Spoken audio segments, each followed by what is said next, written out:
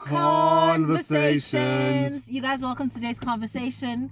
Listen, we're back. Okay. We're back with it. We're back with it. I'm with my one and only, my favorite, my kingdom come. Okay. I haven't seen him in a very long time, by the way. I just want to let the record show that I haven't seen since the pandemic. And The pandemic. since the pandemic. And we're here today. We're talking. Okay, but maybe let me start with Sia. How you doing before we're talking, dear Black Reverends? How are you? I'm good. Breathing. Getting better. Getting better. Went through a bit of a. You see? It's also. But we're good. So today we're talking dear Black parents. So what are we talking about? Okay, so I'm gonna open your book. Okay. Double author, by the way.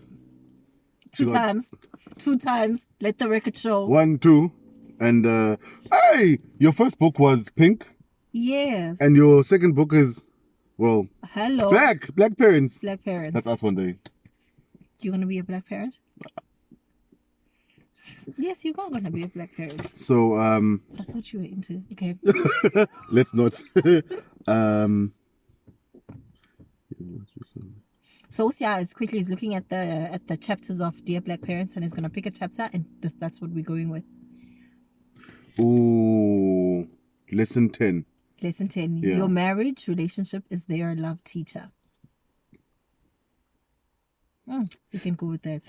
Yeah. So I'm gonna start off if that's where we're going. Yeah. I'm gonna start off with, for you, what has your parents' relationship, if you look at your parents' marriage, what has that taught you about love? You know, I often think to myself that I'm very lucky to have the parents I do, Okay. because I've lived with, and I think we once had a similar conversation about how our parents raised us up. Mm-hmm. I think I said in that conversation, my dad is 1955, my mom is 1956. Now that generation didn't experience what we are now wanting to give to our kids. So with that said, I've seen from them. I love my parents. I think they did a good job with what they knew. Oh, so good. Yeah. So what I've seen from them is, and with all due respect, what not to do. I think we have to look at mistakes in a very mature way, to say that, oh, you know what, I don't want to see that, or I don't want to do that to my children. Right. So I won't. Oof, that's good. Yeah. I feel, for me, if I look at my parents' love story, I didn't realize for the longest of time how much it impacted me, how my mother and my dad relate to each other would impact me, until I started liking a couple of people, and they started calling me up and trying to get with me, because, you know, I'm all pretty and stuff. Yeah. Come on. Yeah. Anyway, and then I realized how much their love story has impacted me, in terms of, you see, there's so much to unpack here. Yeah. In terms of what I speak about in the book, or what I speak about in the chapter rather, is you as a mom or as a woman in the relationship, that's who your daughter becomes. When you literally are teaching her how to relate to a man. Yeah. And that's who your son expects women to be like, right? And vice versa. Dad, this is who your daughter expects men to be like. And that's who your son becomes in a relationship. And I saw how I am my mother. I will automatically want to look after a man's needs and try to meet them very quickly. And I'm always not so willing to speak up if I'm unhappy about things. Okay. Mind you, I'm an outspoken woman. Mind you, I can, but as soon as we get into that space, then I tend to not want to say if I'm unhappy. Yeah. And because really that's a thing I've seen growing up.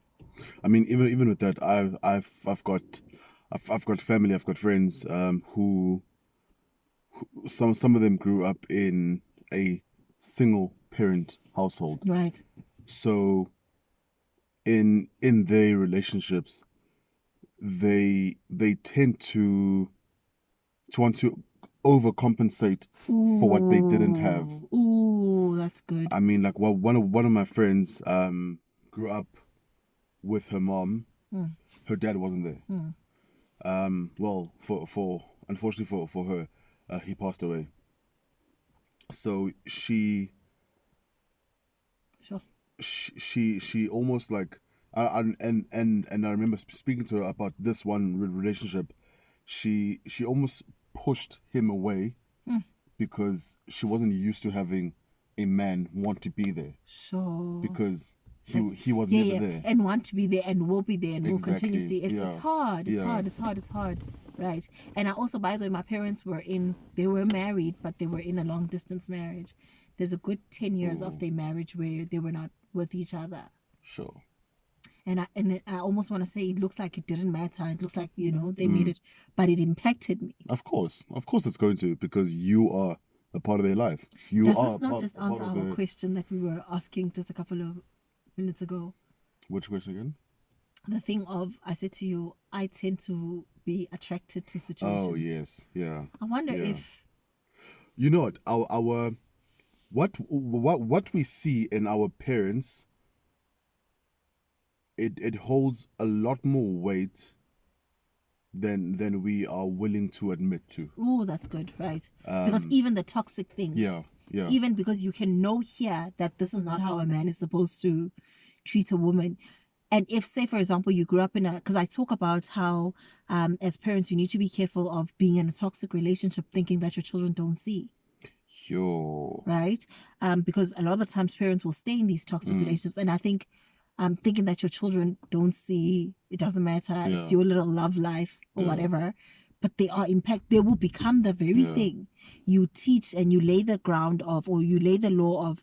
You can be with a man who, when he's angry, will slam the door at your face, and it's okay. And you think it's okay, and because you think, right, mama is, this is her yeah, situation, or she's this was sticking her around. situation. And that's the whole thing of infidelity as well.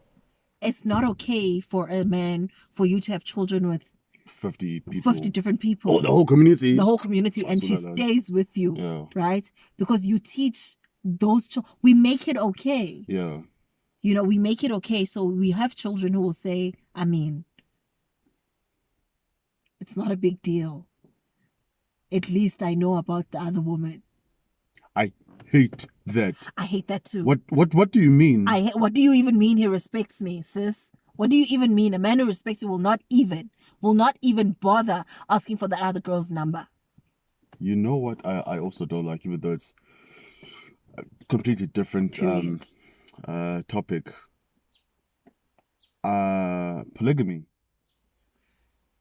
I don't like that, but we'll get there one day. We'll talk about it. Talk about it. But I think what's important to acknowledge is that relationships, our parents' relationships, they set the standard, they set the tone. Yeah, they really do. And then also how we teach our children also how to relate to the other gender. Yeah, because what I now in my later years, I realize early 30s, but keep going. I realize just how similar I am to my dad. Right. And it's not something I consciously chose, but it's because I've seen him maneuver. I've seen him at home, and I like, even yesterday I was like, I'm a lot like my dad. Good and bad. I'm a lot like my dad. Right. So good.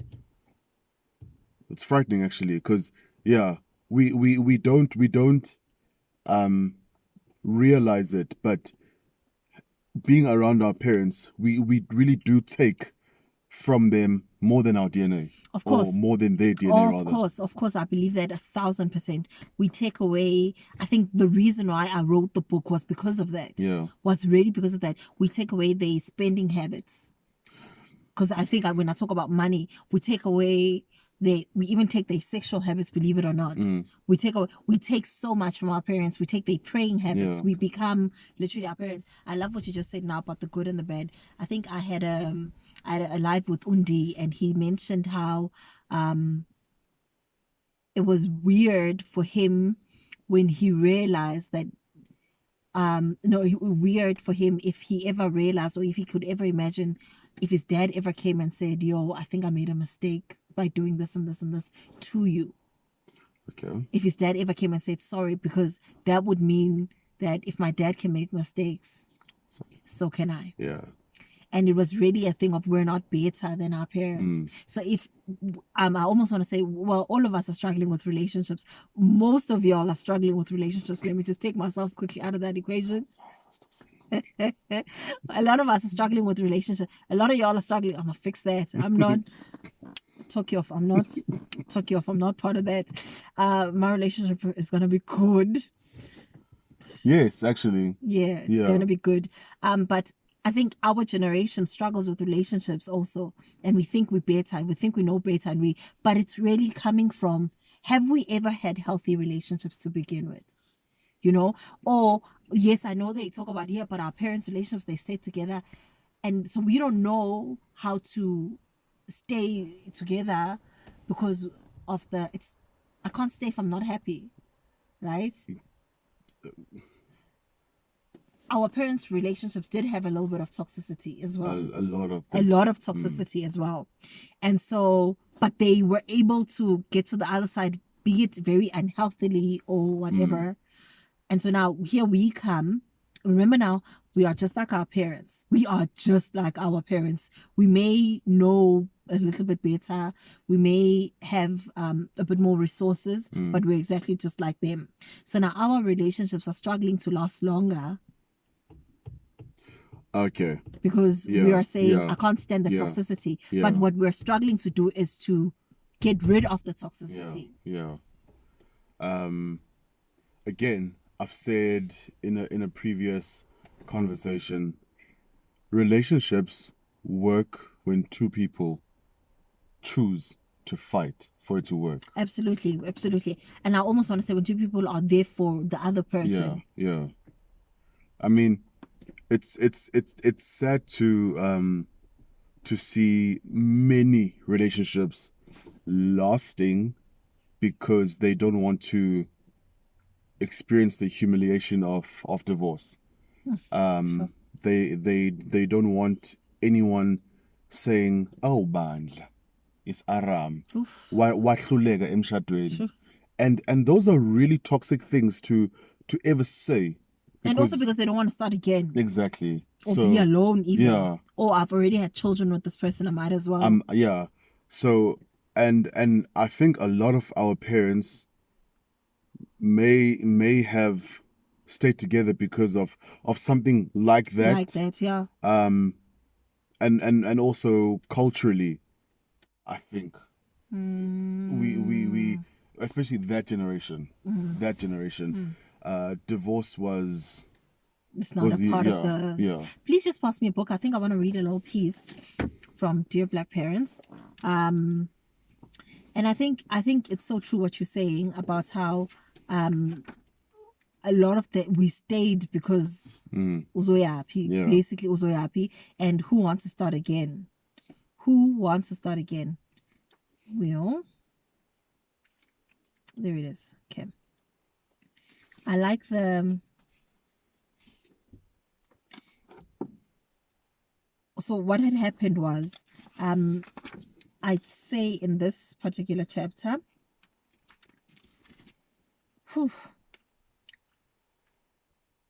I'm not blaming you for a failed relationship, but I'm saying that even if it was not your fault, it will still impact your child. We need to take our relationships seriously. The way Black relationships are so broken, it really is an indication of how broken we are. when we are broken, it is the youngest among us that gets affected the most. It is them that our sharp pieces cut the deepest.